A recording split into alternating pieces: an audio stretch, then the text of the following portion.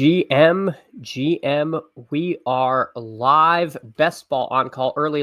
Thank you so much. I actually saw you streamed last night. I have not had a chance to catch it, but I will be watching it on replay. If you do not subscribe to Best Ball on call, I would recommend you do so. It's got some great stuff going on over there. James Young, GM, Nick, GM to you, and Skeletor, G to the M. Good morning, everybody. Greg, GM Early Boys. Yes, there are many of us, and we are here this morning ready to hop in. So I'm going to jump in a 20-second puppy right now, and we will see what happens if we are, oh God, we're waiting for 10. So let's see if this has any hope of filling. I hope it does. I feel like these puppies have been filling rather fast. So Davis is coming on at 11 a.m. So that will be when I will be signing off. So we'll see if we can get in 3 drafts. I know we'll get in at least 2, depending on the fill rate. But yeah, some exciting stuff. Let me just spread the word that we're waiting for a few more in this puppy. Waiting for 6 in a 20-second puppy. All right. So yes, the very clickbait title of Jayden Higgens guaranteed deal. He actually, apparently his contract they signed was a fully guaranteed deal, which was the first time that's happened for a second round pick. So his entire 4-year contract is guaranteed, which I do think is, indicative of more than just draft capital. That they clearly like the kid if they're going to fully guarantee his contract. So, obviously second round capital is enough for us to know that the team is excited about a player. But if you're looking for more reason to be into Jayden Higgens, well, there is a little fodder for you. Skeletor servicing the morning crowd. Absolutely glad to be here this early. James moved Higgens up to 91 in his personal rankings to get an early bag before he gets popular. Absolutely. Yeah. I mean, this is, if you're looking for reasons to like him, this is definitely one of them. Tyler, morning. Definitely enjoyed the Typhel Tower stream yesterday. As always, the 3 of you have such good chemistry and always enjoy that stream. So, check out the Fantasy Sanctuary where you can find Tyler most of the time. And also, I believe yesterday's was on PPR Tyler's stream, if I'm not mistaken. But all of those guys are awesome and do it right, and would recommend checking out. Funniest stream ever. Yeah, I completely agree. Is this the 3 RB team to be? Kevin, we're going to see what the draft gives us. But right now I see the draft gave the 10 hole, which is kind of in keeping with tradition so far. I've done, I think, around 25, 26 drafts, and I've only gotten a top 3 pick once. It is starting to get a little odd. I actually think I'm up to like 28 drafts, and I literally have not gotten the 2 or 3 pick yet. I've gotten the 101, and that's been it. So it's interesting just the way the sort of RNG has fallen, but I've only done 2 BBMs so far, and mostly have just been doing puppies and schnauzers, kind of waiting for schedule release, and also trying not to just fire off all my BBMs early in the cycle. Greg, I should have answered this before. This is a 20-second puppy that has now since Kevin does not know this Tyler person. Well, I mean, it is Tyler. There are multiple Tylers, first of all, but this is Tyler, aka Emo Cowboy, that is here in stream with us, and a good dude and really good, some really good content. I'll take Gene T here at the 110.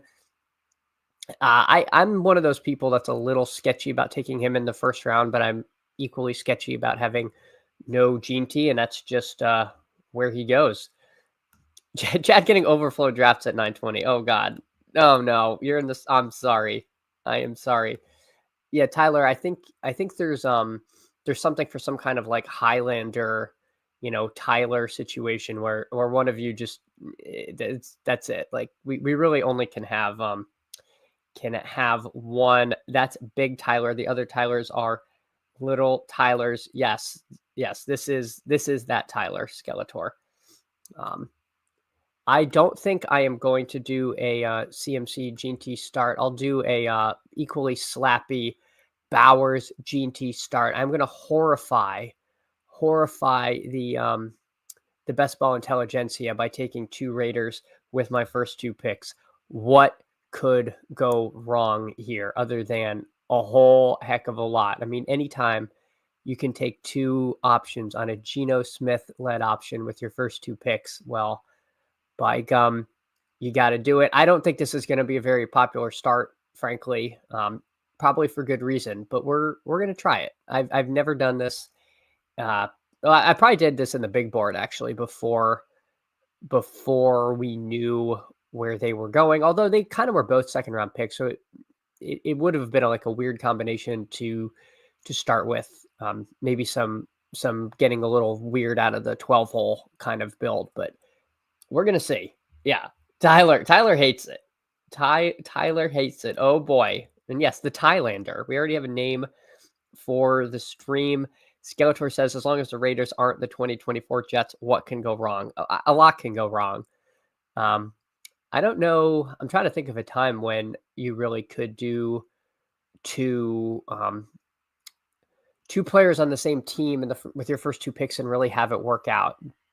And the examples seem somewhat few and far between. I remember when Hill and Waddle were, you know, Hill was like at the 102 or 103, and then Waddle would be at the 2-3 turn.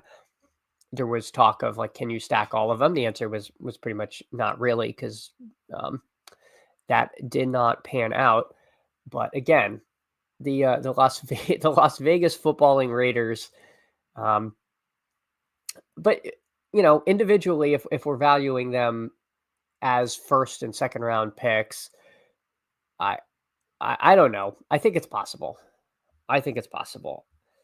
I believe in. Oh, sorry, Tyler. I believe in the Chip, Kelly, Pace plus Geno, but Jacoby and Betch are the Loveland, Burden. Take the cheapest piece and hedge yourself bet. Yeah, I love all those guys. I do want pieces of this offense. I know Tyler has been the beating the drum of Chip Kelly running a high paced offense and them potentially running a lot of plays. I think their defense is likely to, remain pretty mediocre.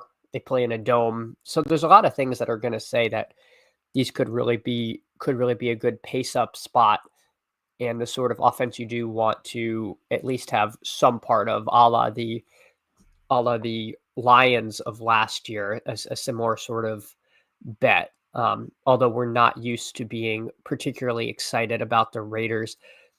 Not loving my options here. I think I want to go wide receiver because I'm in a pretty deep hole. I'm a little bit agnostic in this range of which of these three I get. I'll take Mike Evans, which is, so much more of a boomer pick than my first two picks are. So there really just may be no Gene T. Evans Bowers teams in this contest, because the type of idiot taking Gene T. and Bowers is not going to take a meat and potatoes Mike Evans very often. But here we are. Wilson and Brees last year, you couldn't pair them together. Yeah. And yeah, that probably wouldn't have ended particularly well. I have nightmares of Chip Kelly blowing up the 2014 Eagles because they tried to exercise too much control over the lives of players and failed. I do remember that, but hopefully he realizes when he's out there in Las Vegas, you're not going to stop anyone from doing anything. I'm going to again, when I'm behind at receiver, I kind of like taking a DJ Moore because he's a big upside bet. He has fallen. We're not pricing him the way we were before, but I think the talent is still there. And if he comes through, I think we're gonna like the value we get. And if he doesn't work out, I was already in trouble at receiver anyway. So happy to take a swing there. Yes, I hope he learned from that too. I think there are only Gene Bowers and Evans teams. Yes, they're gonna. When you get to the finals, it's just gonna be a sea of Gene Bowers, Evans teams in there. Yeah, hopefully not. Hopefully not from the OC role that he's not trying to run the show. Grandpa Pete will take care of the team. Pete brings, yeah, he's the IRL chaperone. Although, to hear it, I feel like when he was there at USC, it seems almost like he was like the substitute teacher. Like I think the kids just ran completely amok at USC when he was in charge, and I cannot imagine a room full of grown men, tucking themselves into bed at 8:30 p.m. because Pete Carroll told them to. So we'll see. We will see. I do trust Pete Carroll as the driver of the bus and the most successful college coach in history of the NFL. Well, there's a little bit to unpack there as far as him being the most successful college coach in history, because I don't know. Nick Saban did have a little bit of a time when he ruined the Miami Dolphins. I'm trying to think of other examples of college coaches that came over, but most of them just like failed quickly and went on back. You had your Spur failures.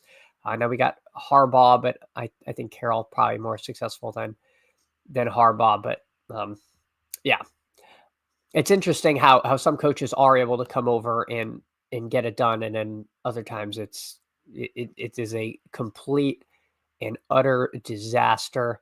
I think in continuing to catch up at wide receiver, I will just take my Jordan Addison medicine here. I do like Travion Henderson. I think he's a little bit of a tear break at running back after him. Kamara is fine, but I do worry about age and dust ball risk there. I think I'll be able to get one more running back in the where am I picking next? I'm picking at 82 and 87. And then what's after that? 106 and 113. So I'll definitely need a running back with my next pick. If Henderson comes to me, though, it is going to be hard to take it. He won a Super Bowl, is pretty open and close. Oh, I thought you were talking about how successful they were while they were in college and then came over to the NFL. I think I misunderstood your point, James. Matt Rule, Lane Kiffin. Yeah. Okay. We are up, and in keeping with my potential discount at elite receiver, I'll take Rome Odunze on this team. So we've got a no QB, Ashton Jeanty at running back, Evans, DJ Moore, Jordan Addison, and Olave at receiver, and Brock Bowers at tight end. So I'll pull up the board so people can see what's going on. Pete from the Jets, so forgettable. Yeah. Tyler says he is taking Pickens over Addy because Addy seems to be falling a bit and suspension may push him down. Pickens seems to be gradually rising on the 4-5 turn based on convos. Yeah. Pickens does continue to rise, all the way up to 61. Yesterday did a draft and he was, I think one of them he went at 71, the other he went around 66, but he is certainly being pushed upwards and is not going to be getting cheaper. James thinks Pickens can go where JMO goes. Man, it's going to be tough for me to click him if he does get all the way to JMO. But maybe that's right. I mean, maybe that's where he ends up. And certainly with Dak healthy, Pickens has shown that he can be one of those slate breaking guys, that he's not a guy I want to have stone zero of and quibble of, like, I'm not going to not pick a guy ever at like 52 because I think he should go at 62. I don't think that's a great way to approach building a portfolio. Now in like a single entry contest, I can make that stand, but I don't know if I want to end the summer with none of a guy, because I disagree with the market by a few spots of ADP. Call me crazy. I'm still taking Godwin anywhere between 55 and 70. Yeah, I think that's right too. I mean, I definitely would be more than happy to take Chris Godwin there. I mean, he was absolutely demolishing last season before he got hurt. So let's see, coming up, probably taking one of these running backs.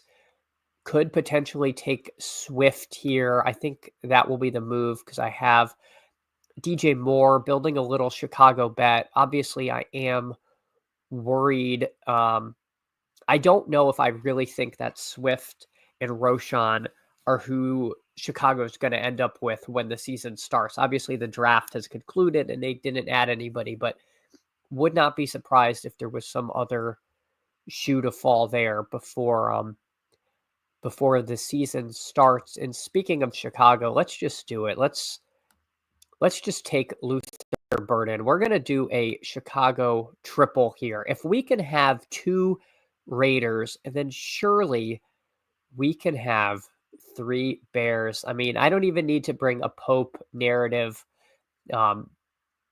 into this, but we've got a little Bears situation coming. Mathology, wait, what? Love to see it. Good luck on the channel, Chad. Mathology, thank you so much. I really appreciate you stopping by this morning. Yeah, we'll see how it goes.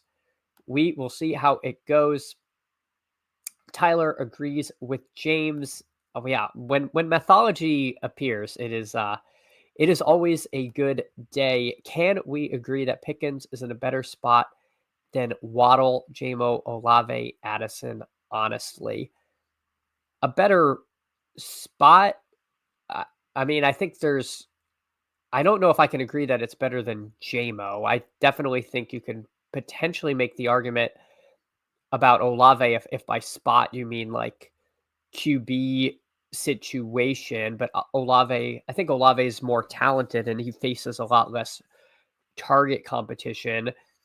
Addison, maybe it's a little bit of a wash, but yeah, I think you could argue it's better than Waddle potentially. I mean, Pickens definitely gets dinged because of diva risk. Like I think I think he definitely on the spectrum of wide receiver divas is pretty high up there. I mean, he was like getting benched because of that, and he is so talented for coaches to actually just like not put him on the field is a little bit concerning. But usually you get a little bit of grace when wide receivers get traded. They're usually on good behavior for at least a year. So I'm talking myself into Pickens here. Thought that last night for ceiling case, and sure does. Yeah. Good luck this year, Math. Looking forward to seeing you up there again. Yes. Mathology, I am so sorry that every time you get brought up, people associate you with your dominant regular season performance, and and like to remind you of the change in payout structure. But you are more than that, and I'm so glad to have you here, and I am glad that there is a regular season structure, because it adds a little bit to the competition here. I think if Scatabo is here, then I will take him. If not, none of these quarterbacks really do me a heck of a lot of good. All right, so we're gonna take Scatabo. I just want to think a little ahead. Goff, Herbert, May. This is not really sure what I'm gonna do at quarterback. I'm gonna be honest with you guys. I'm all about transparency here on the channel, and I legitimately don't know. Probably getting McCarthy later. I think the panicky thing I could do is take like Drake May and talk myself into him being unstacked. I really would have liked I would have liked Caleb, but he did not come back around. I guess I could get real greasy and make a. I mean, we're just going to stack all the teams you really want to stack. We're going to get another Saint. We're going to add Rashid Shaheed to this team. So we got, going over the team, we've got Gene T, Swift, and Scatabo at running back, Mike Evans, DJ Moore, Jordan Addison, Chris Olave, Luther Burden, and Rashid Shaheed at receiver, and Brock Bowers at tight end. So we're doing some weird stuff here, but we're definitely in the hole at QB and are going to need to figure it out. Jabo has better floor and stability case, but Detroit has such a dominant run game that Dallas is more likely to pass all season at high rate. Yes, I agree there. Dallas's passing game might really be what, running game is what unlocks Lamb and Pickens, because it does not look good. Like I was not high on Blue before the season, and I am very low on Williams there. So I'm not really sure. I'm not really sure what's going on with their not adding anybody to the running game. GM Tyler uppercut.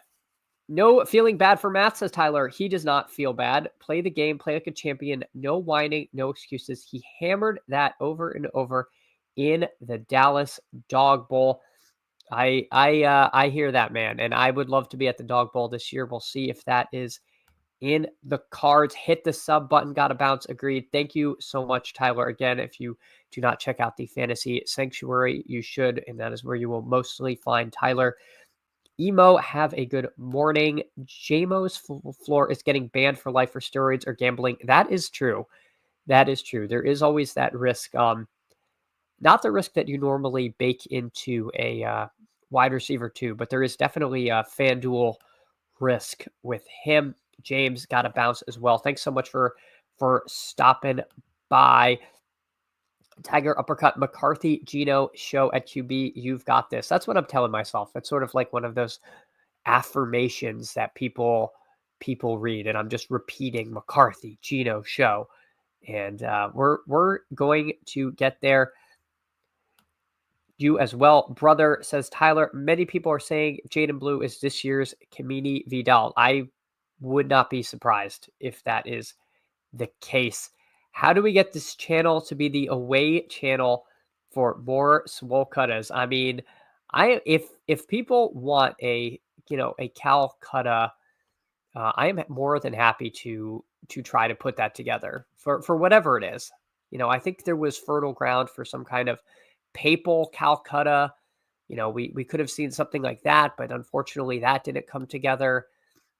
The possibilities truly are endless, and I am absolutely more than happy to help facilitate these. So, again, we will see what's in the cards. I did not want to wait on McCarthy, by the way. I don't know what, frankly, I should probably know if someone after me has. I mean, none of these guys are going to have Jefferson, so I probably could have waited because, unstack McCarthy is less likely than Stroud or Lawrence, although people do randomly take McCarthy because I think, there's a little bit of rushing upside. So that does happen. The Desperate T-Law, Strange, Diami stack is always there. That is true. I have done that. I'm not proud of it. But I will admit having made that selection before, you also can, did he already go? You can double tack Penix and Pitts here. I've done that. That's pretty disgusting. But if you're in the same position as me ever, you might find yourself there. I'm actually thinking of taking Jayden Blue. I am embarrassed to admit it, but I don't want to have absolutely zero. I do worry he is Kamini Vidal, but I don't want to ignore the fact that he is the only running back that they drafted. I would have been more than happy to take Trey Benson or say a Ray Davis there as well. But, trying to find a little upside. Blue certainly has the, the physical attributes and the measurables to get there. And he's in a good spot. I just don't think the talent is there. I think Jayden Blue stinks, but I'm again, when I'm 150 maxing these, I don't want to have like absolutely zero of guys, especially if I think they kind of fit in with the team. Triple A Swole Cutters. Oh, you want to get involved? Yeah, you got to.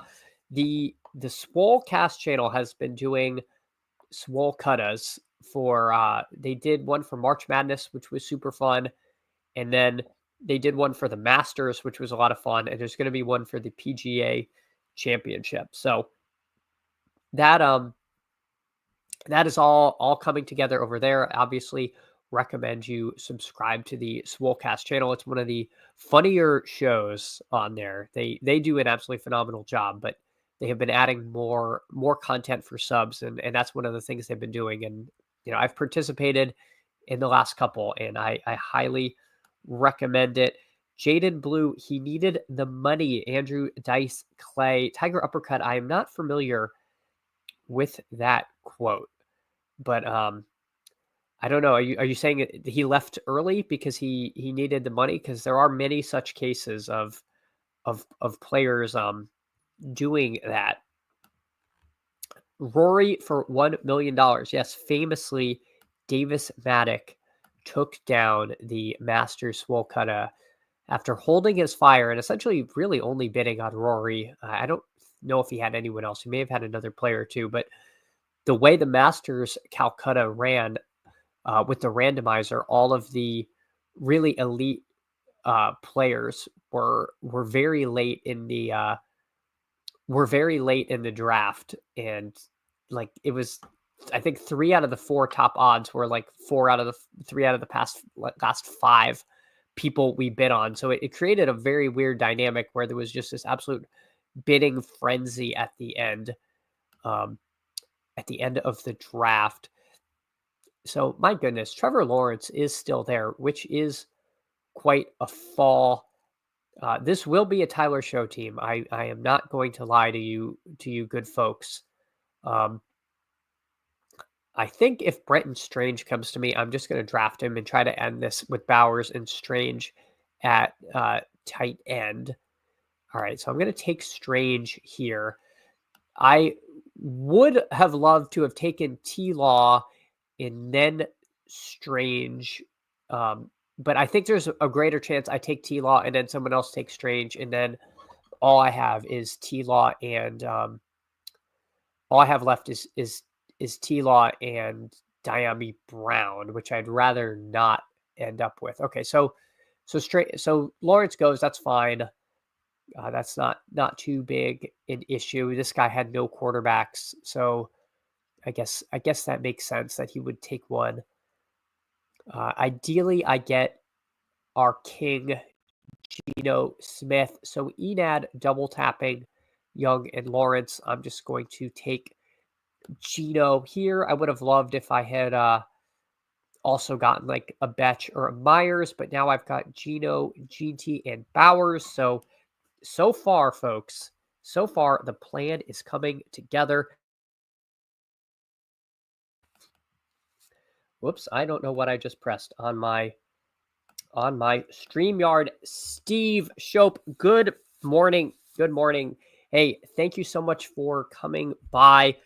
Steve is over there on the FanSpeak Network. They are absolutely phenomenal, doing a lot of really cool stuff. Just launched a subscription on their website. Steve, one of the good ones out there. And I was in a draft with him and his sister last night. They do some great content. So again, if you do not subscribe to the FanSpeak Network, honestly, you are missing out. And thank you again, Steve, for stopping by. Steve, ball knower for sure. Yeah, my God.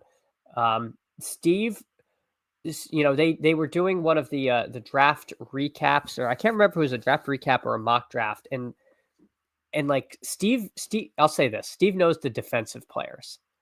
When a draft happens and someone is drafted on defense, I'm like, I don't know who this guy is. They're like, a nose tackle at South Dakota State. Steve will just off the top of his head know, about this player. It's really impressive. He is a true Ball, knower, Mathology. Let's get one going for the Preakness. That sounds fun. That sounds fun. I think that's doable too, right? Like I don't know how many horses are in it. Last year there was only like 7 or something, or maybe that was the year before. Hopefully we get to that sweet spot of like, 10 to 15, and that would be perfect for a for some kind of swole cut. I'm sure the geniuses over there can come up with some kind of horse racing themed name for Calcutta and Swole and get that one together. But yes, you know I remember when Baffert got banned in the first Trump administration, and he referred to the horse as is that junkie horse, and it's always made me laugh that he called the horse a junkie, as if this poor horse had some choice in getting shot up with whatever they were giving that poor animal. But anyway, yes, I fully agree on a Preakness being fertile ground for one form of Calcutta or another. This is a big fall in Tua. I mean, my gosh, this is sad to see. Almost to the point where I could consider like a Tua Westbrook Ikine kind of bailout situation, but I think instead I am going to. What are my running back options? They're pretty grim here. They're pretty grim. I guess I'll take a Will Shipley chasing here. I'm gonna end up with Tyler Show. If somebody takes Tyler Show from me, I'm more power to them. Then it just wasn't meant to be. I don't know if any of these receivers in this range, they're all kind of the same. I don't think there's a late. I guess I could take. I always spell his name wrong, so I'm just gonna type Vikings in.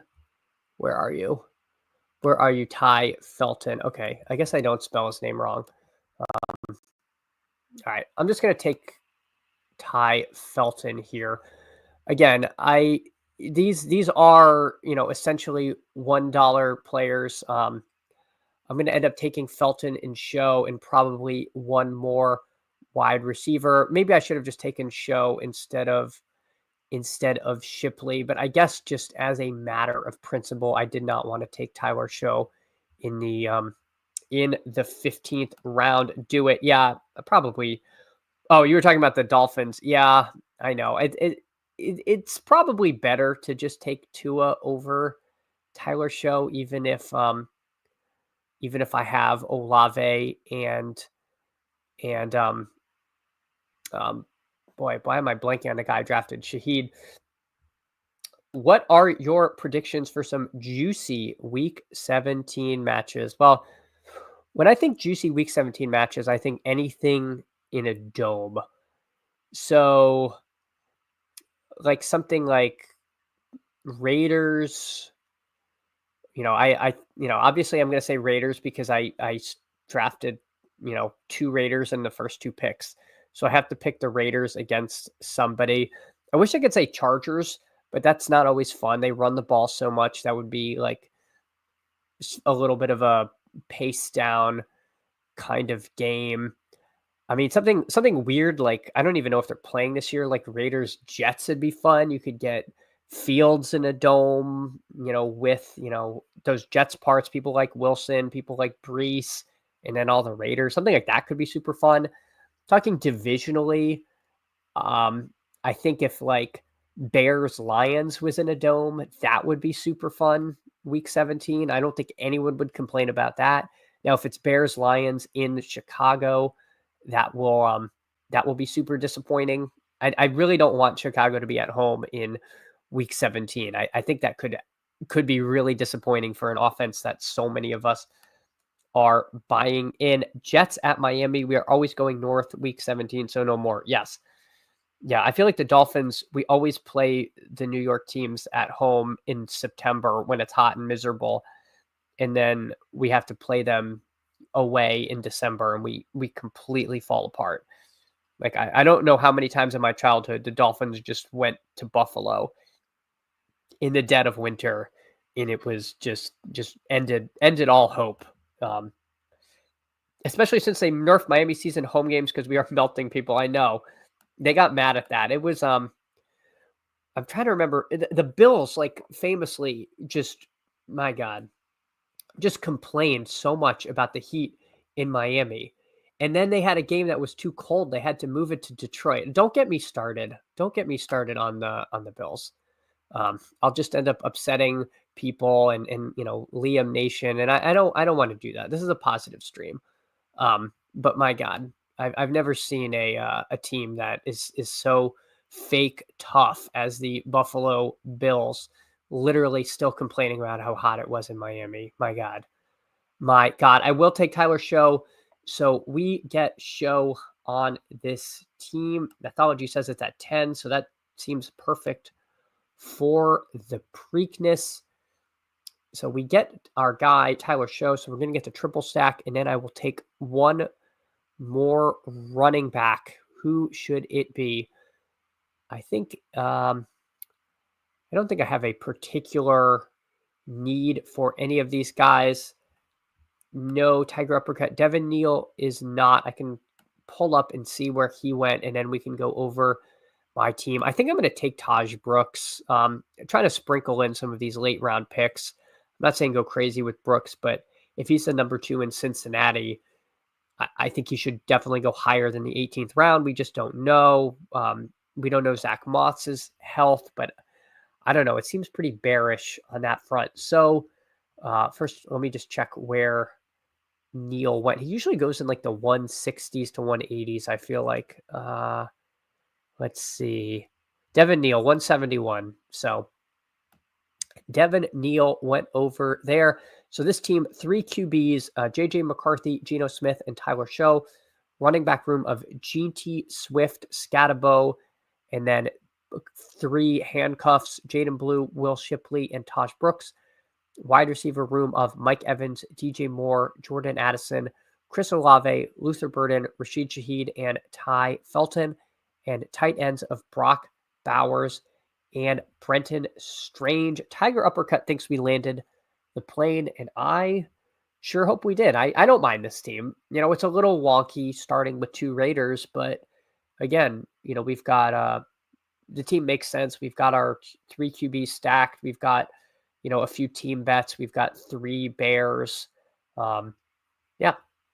All right. Not too bad. Let's see. Let's fire up another one. And I'll just do another puppy, I guess, as soon as I can find the puppy. There it is. All right. And I'm going to hop in. If anyone wants to hop in, please feel free. We're waiting for 5. So come on in. The water is fine. If you are in here, I am more than happy to review your team as we go. But yeah, not such a bad team there. Waiting for 3. Hopefully a couple of those were you all. All right, let's see. Waiting for 3.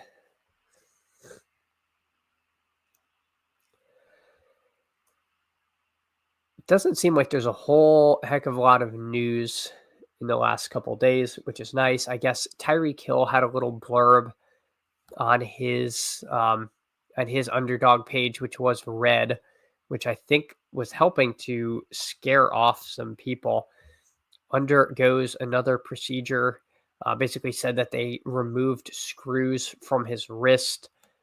Just another reminder that he was really dealing with this wrist injury all season last year, and it definitely showed up in the results.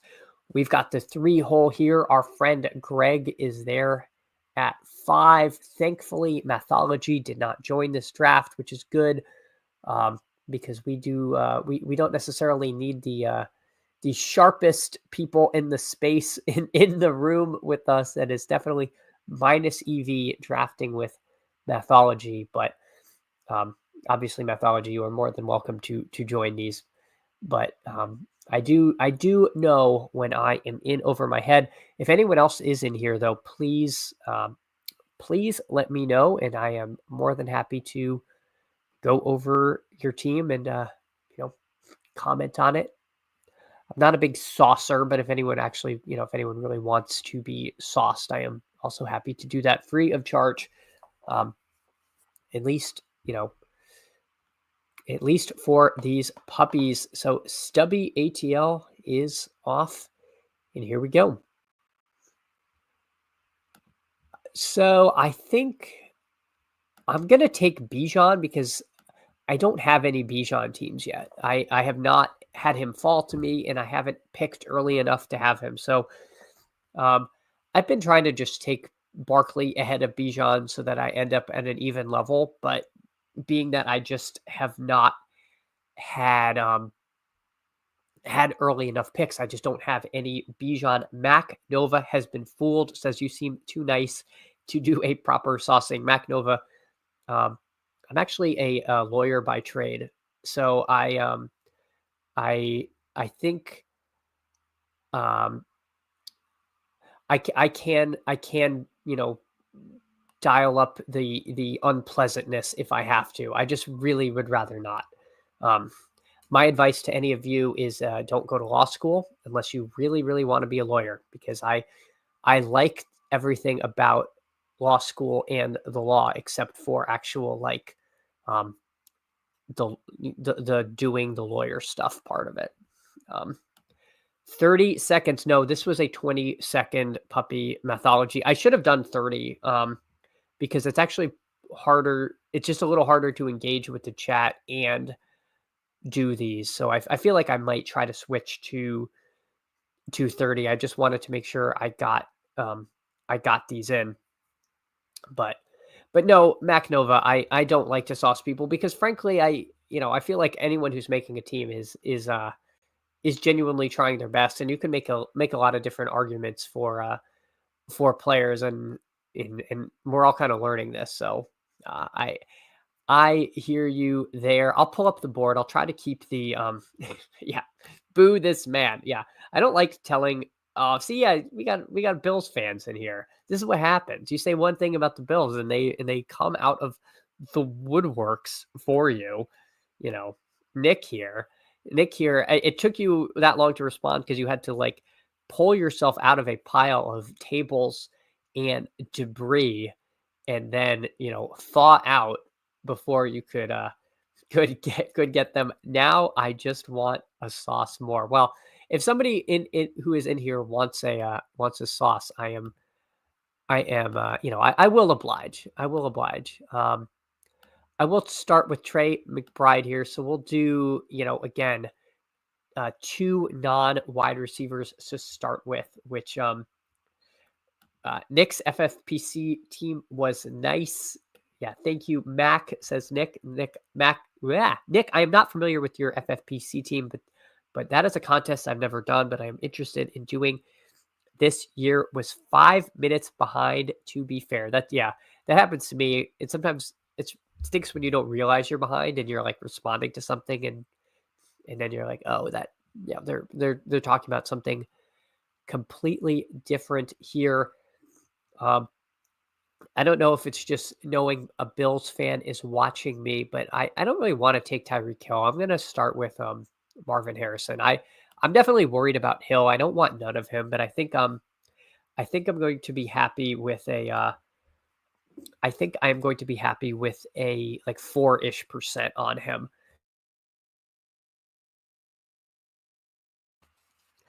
Nick says we are Go Bills on FFPC.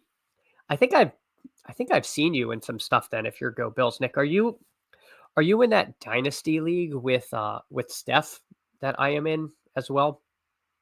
If I'm not mistaken, there is a Go Bills in there, and I don't know if that is you, but if so, we are in that together.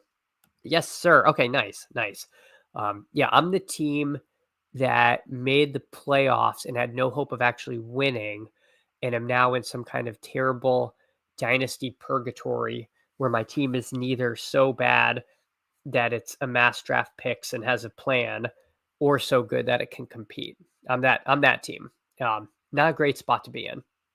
Not a great spot to be in. If you want, if you want Josh Allen, however, he's on the he's on the block. And, now I will say nice things about the Bills if it helps. Your team needs some work in that league. See, I'm getting sauced, and I'm not like, what happened? I thought like when you're the streamer, you were kind of immune from getting sauced because you had the mic and you could control it, and yet here I am.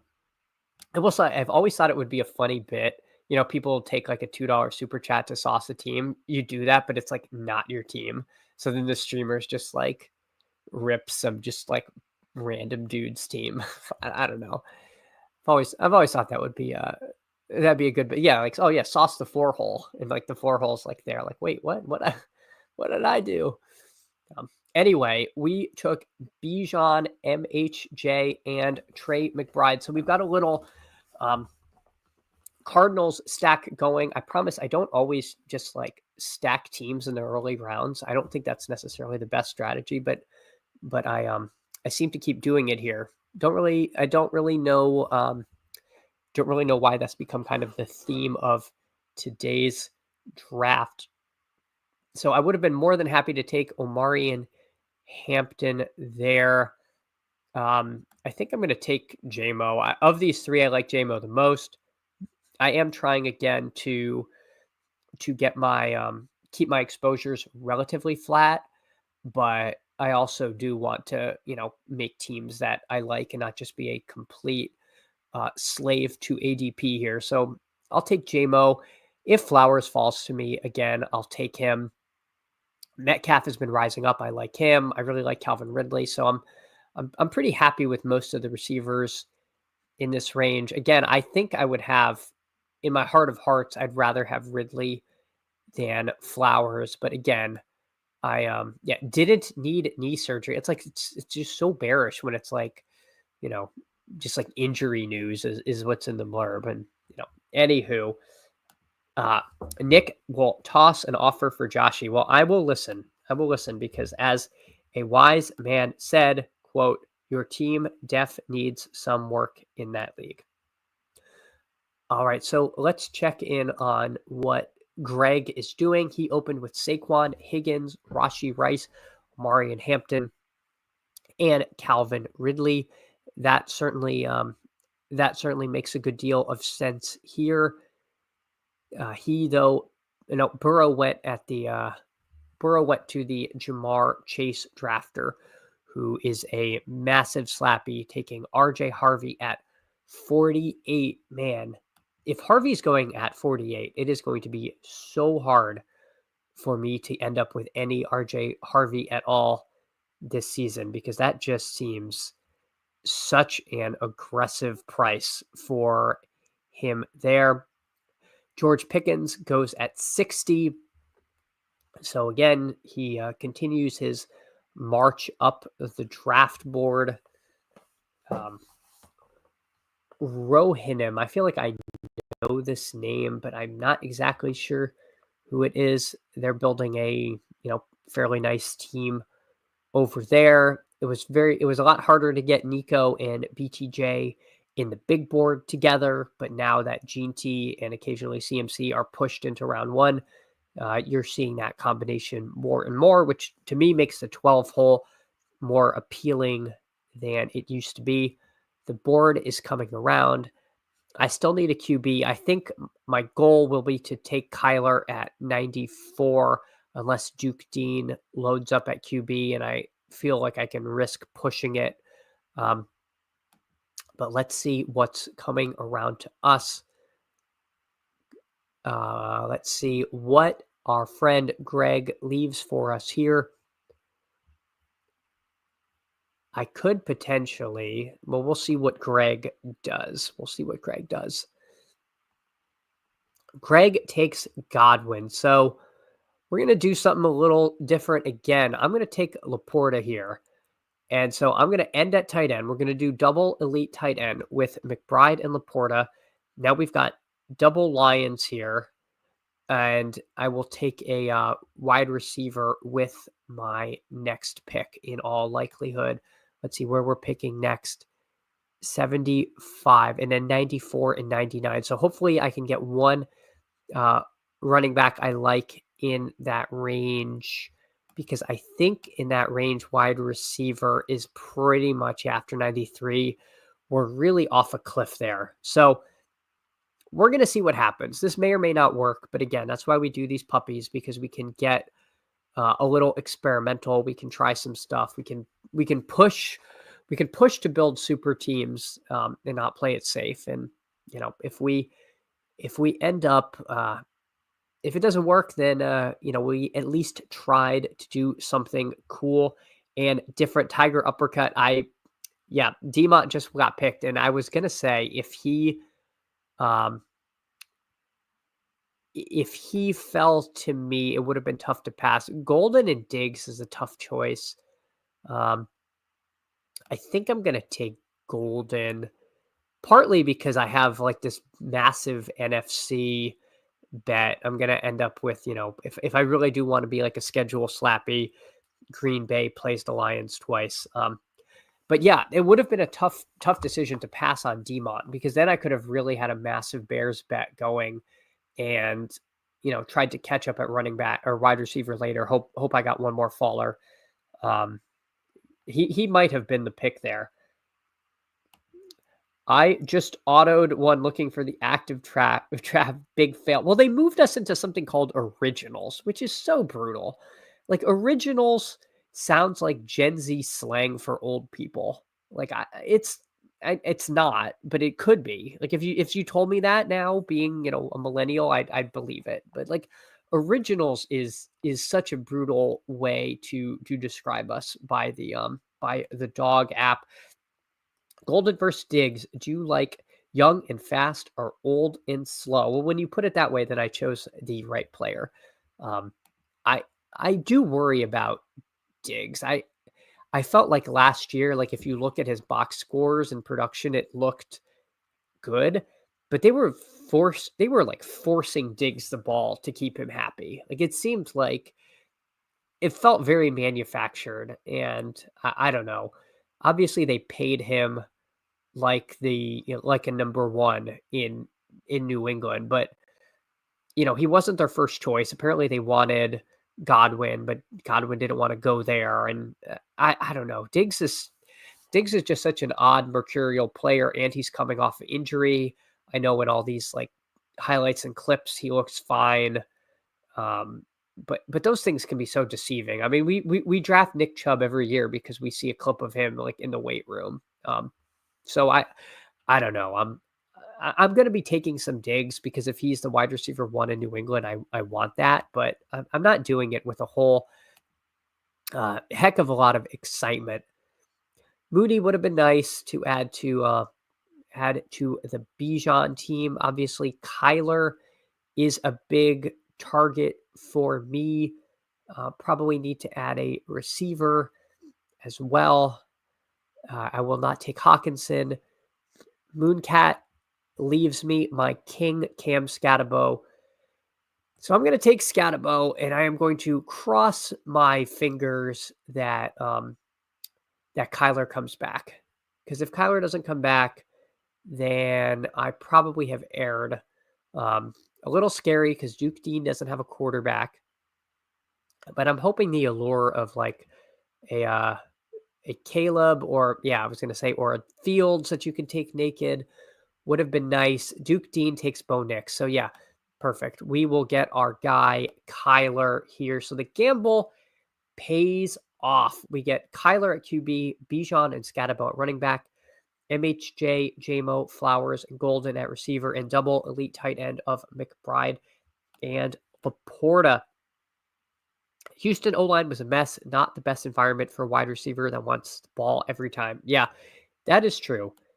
That is true. And, my worry obviously is that the Patriots wide O-line is also a mess. I know they drafted to fix it. Rookie offensive lineman, though, it's like, God flips a coin and it's either works out really well or it's a disaster. So, I want to say I hope it's better. I guess from a fantasy perspective, I do. From a Dolphins fan perspective, I hope they're terrible for the next 45 years. But I think I'm more invested in this best ball stuff than than in the laundry bro side of things. So hopefully that is better, and their passing game can improve as well. Did that a couple weeks ago. Found the draft pick. Yeah, it's easy to lose them. You're correct, and it will be a mess again. Yeah. It seems like it's quite possible that it's trending towards mess them. The problem is that we all just love Drake May and want it to work so bad that Mathology, you're able to zoom out on the chart and see that we could be running into a real problem here. So I think for me, um, I will be adding probably a wide receiver and a running back in this range. I think it'd be a little too cute to grab a quarterback. I could, Jordan Love wouldn't be a terrible idea because it's going to be hard for me to backstack. And by hard for, I mean I cannot backstack any of these guys. I'm going to take Tootin here because I think he represents the end of a running back range. I'd like to think I don't have to worry about Stubby taking one, being that he has 4, but the guy who has 4 running backs through 9 often takes a 5th because they're just built different. Jack Betch would have been a pick I would have liked there quite a bit. If Marvin Mims doesn't go to me, which I don't think he will because this is the Bo Nix drafter, I would have been happy there. I don't really like Kirk or Hollywood. Wow, he takes Tucker Kraft. Interesting. All right, I'm just going to take Marvin Mims here. Take a little ADP value, and take a guy who was a pretty big spike week player. I know you can FUD him if you want by snap share. You could say that RJ Harvey now has the backfield and it won't need Mims out of there, but he seemed like a guy who was, forcing his way onto the field more and more. So I'm happy to make him my 5th receiver. Speaking of New England O-line, only shot is they run hot early and build confidence. Sharp Football has New England as the 2nd easiest schedule. Oh, that is good. I mean, that kind of stuff can matter. That kind of stuff can definitely matter for fantasy. Like similar how last year that like the Lions had only what was it like 3 games not in the dome, and that definitely like showed with how good Goff was. So sometimes these like scheduling quirks can matter. We're going to find out when the schedule drops like rest advantage. Like those kind of like micro edges can really build up over the year. If I'm not mistaken, like the Jets had one of the worst like rest advantages and they were a mess, and maybe they would have been a mess anyway, but those kind of little things that don't really get considered enough, at least in I don't want to say casual, but like people who aren't drafting best ball teams in May are things that they're not thinking of. Those kind of things can really like truly make a difference. So I will pull back up the draft board. Let's see. Our friend Greg, after Hampton, adds Ridley, Godwin, Mahomes, Jayden Higgens, Trey Harris, Justin Herbert, and Javonte Williams. So stacks Herbert with Hampton makes sense there. Mahomes and Herbert is a pretty nice QB room. Javonte Williams, I mean he got the landing spot of landing spots and somehow dodged so much competition in the draft that now I feel like I have to take Javonte Williams, even if he was a guy I did not want to take. Even when he went to Dallas, I said no, they're certainly going to add somebody, and unless they trade for Breece Hall or something, it looks like he has definitely landed on his feet. Love would have been amazing if he fell to me, but Foxy Style scoops him up. Speaking of Stroud earlier, there he is. Penix would potentially be an interesting click for me because at this point, none of my receivers are stackable. I think what I'm going to do is take Jaylen Knoll, add him to the crew, and then I will have a decision to make if I want Stroud or not.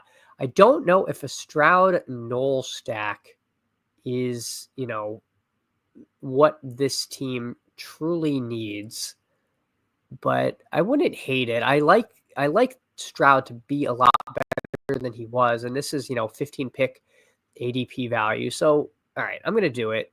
I think this might be better than Penix stacked with Bijan. Um, I'm open to I'm open to criticism there, but at least I feel like with Kyler and Stroud, I could potentially stop at 2 QBs and don't need to add a third.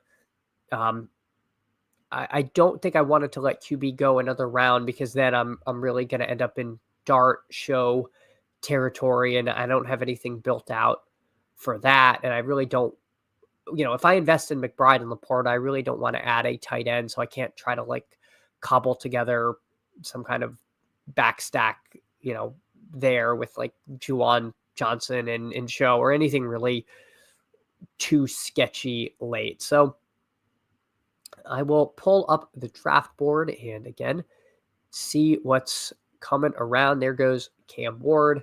Michael Penix goes at 154. I feel like that's a pretty nice price for Michael Penix. But again, happy to get Stroud at 147. Although, again, definitely worried about the offensive line there.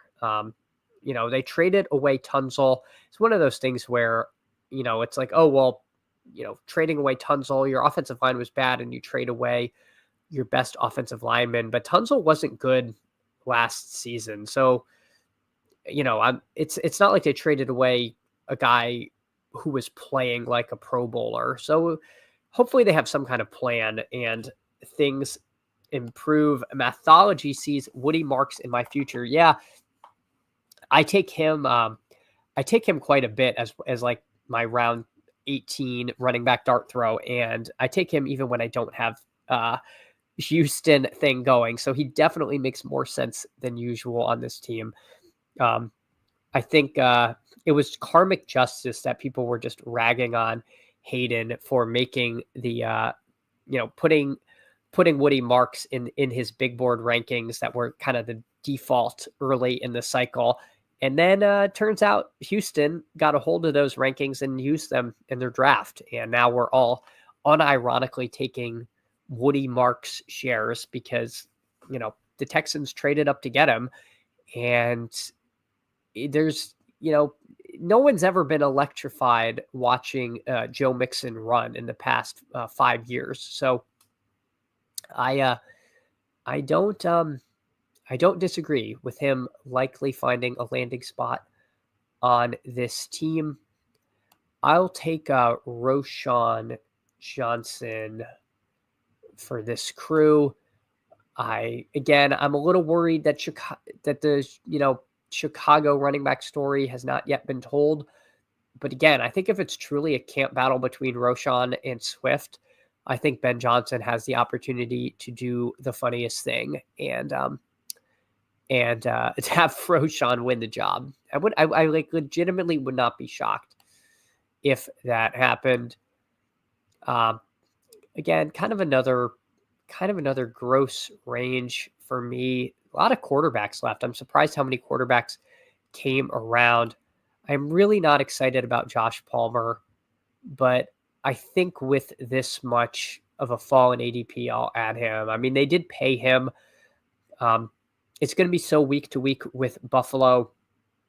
But honestly, I did a draft a couple days ago, and Herzig took Palmer pretty much at this exact spot, like 20 picks past ADP. And I feel like that creates a permission structure where if Herzig's drafting Josh Palmer, then who am I to say I know better than him? So I will take Palmer at pick 171 again, because they did pay him like somebody that is going to be seeing the field again, with Murray and Stroud, I just don't think adding another QB makes sense, and it will allow me to keep building out my wide receiver and running back rooms. Let's see what Greg is up to. Greg has since added Trey Benson, QJ, Firemuth, and Samson. All those picks make sense. Firemuth slowly rising up, has not been like, the same kind of rocket ship as Metcalf and Pickens, but I think he's one of those kind of like second order effects of risers from the Pickens trade over to Dallas. Definitely the chance that Firemuth sees a little bit of an uptick in targets. Roshan versus Manungai for the goal line role. Yeah. I'll stop talking about my boy Manungai now. Rutgers, you raw. Yeah. It could definitely be Manungai. I mean, they drafted him. I'm treating that like it's a two-man battle, but maybe that's wrong. Maybe I should be backing off Roshan until we know a little more. I'm not really sure. Johnson found pay dirt 6 times last year. Success rate matters. Yeah, I assume you mean this you're saying this in a positive way, but my recollection was that when given opportunity, Roshan was not bad last year. Ben Johnson's time with the Lions means he's a lot familiarity with the Bears roster than someone coming in from another division. That's also true. Definitely seen them a bit, and he, of course, as we all have talked to death, intimately familiar with Mr. Swift there. But yeah, you'd like to think that he's coming in and knows the lay of the land. I can't believe Matt Stafford is still here. It's getting to the point where I'm like trying to talk myself into taking him. Seems a little ridiculous that nobody has taken this man. But I'm just going to take Woody Marks now because, again, we're kind of at the $1 portion of the draft. And if somebody reaches up and takes him, I am going to be a lot more annoyed than if I don't get like Pat Bryant or Darius Slayton or someone of that ilk on to this team. There goes Chig. He's a guy I like. I guess there goes Jarquez Hunter, stacked with Stafford. So Stafford finally finds a home. I'll take Pat Bryant on this team. Not a guy I take a ton of, but obviously Peyton apparently has a affinity for big wide receivers. Just loves talking about how, he likes big receivers. I remember Pat Kerrane went on a discussion of this last season, and once again, the Broncos draft somebody who's, I think he's like 6'2" and pretty big dude. Anyway, we've got Mims on this team, so we've got a little bit of a Denver build out going on. So I don't think he doesn't make sense. So with our final 2 picks, I'll just be taking, let's see, probably a running back here. Yeah, definitely a running back. So pull up the board. Let's see who Greg took. Greg took Jatavion Sanders. Makes sense. The Panthers didn't add anybody. I believe Tommy Tremble departed, if I'm not mistaken. I hope I didn't make that up. Either way, I don't believe the Panthers drafted a tight end. So it seems like Sanders should have some role one way or another.